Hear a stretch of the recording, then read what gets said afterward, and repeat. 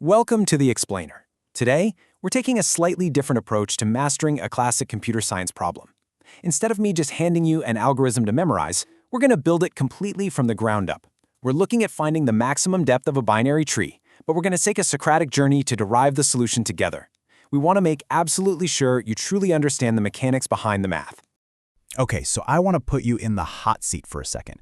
Before we even think about jumping straight to a solution, walk me through how you're looking at this problem right now. What's the actual data you're given, and what exactly is being asked? I know, it's incredibly tempting to just start typing out code immediately, but true algorithmic thinking starts right here in the breakdown. We're going to earn this solution together. First things first, let's get our bearings and clarify our starting point. The data we have to work with is the root of a binary tree.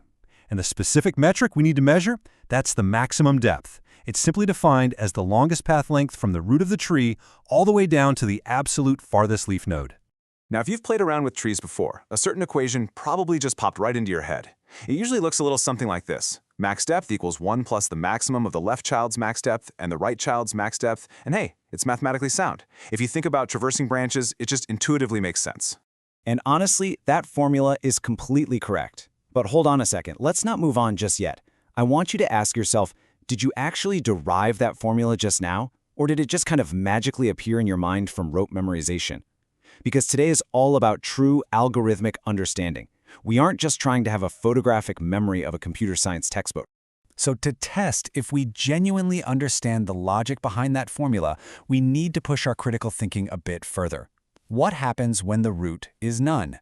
Think about a totally empty tree, or imagine you've just traversed past the very last leaf node. What should our max depth formula output in that absolute simplest, bare bones scenario, and why? Exactly. If the root is none, we obviously need a base case that returns 0. Why? Because there's literally no node in that subtree. You can't have depth if you don't even have a node. It's a really simple logical deduction, but it is absolutely crucial. It's the foundation that keeps our recursive formula from spiraling into a crashing infinite loop. And this is where we can really stress test our formula. Let's map out a small physical example to see this logic in action. Imagine a tiny little tree with me. Node 1 is sitting at the very top, acting as our root. It has two children, node 2 on the left and node 3 on the right. Finally, node 2 has a single left child, which we'll call node 4. All right, let's trace our formula by hand. We're going to start from the very bottom leaves and work our way back up to the root. First up, we evaluate node 4. It has no children, so those return 0. 1 plus the max of 0 and 0 means max depth of 4 returns 1. Jumping over to node 3, it's also a leaf, so max depth of 3 also returns 1. Now we climb up a level to node 2. It calculates 1 plus the max of its children's depths, which we just figured out are 1 and 0, so max depth of 2 returns 2.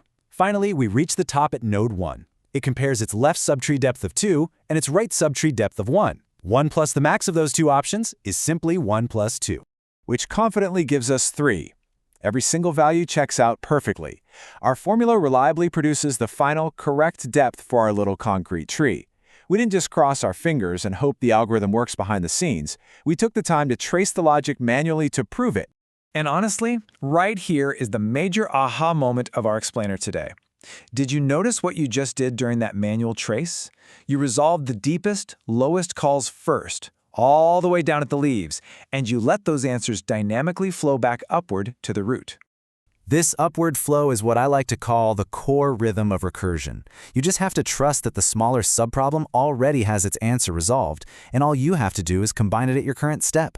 Grasping this rhythm, it's a total game changer. It doesn't just help you solve this one specific problem, it arms you to tackle virtually any recursive tree problem with total confidence. Okay, we're super close to writing out the final solution, but before a single line of code is written, I have one last challenge for you. Try to state the full algorithm in 1 or 2 plain English sentences, making sure to include that base case we deduced earlier. We really want to translate the math entirely into human language before we get bogged down in programming syntax. Here is a beautifully simple, concise way to say it. The depth of a tree is 1 plus the deeper of its two subtrees' depths, and an empty tree has depth 0. Doing this little exercise helps you perfectly separate what the core idea actually is from how you eventually have to write it out for a computer. It proves you truly own the underlying logic. Boom! We have our core idea clearly stated, and we've got our zero base case locked in securely.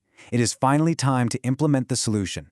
Let's look at the code and see how this builds directly into the actual syntax we've been meticulously preparing for.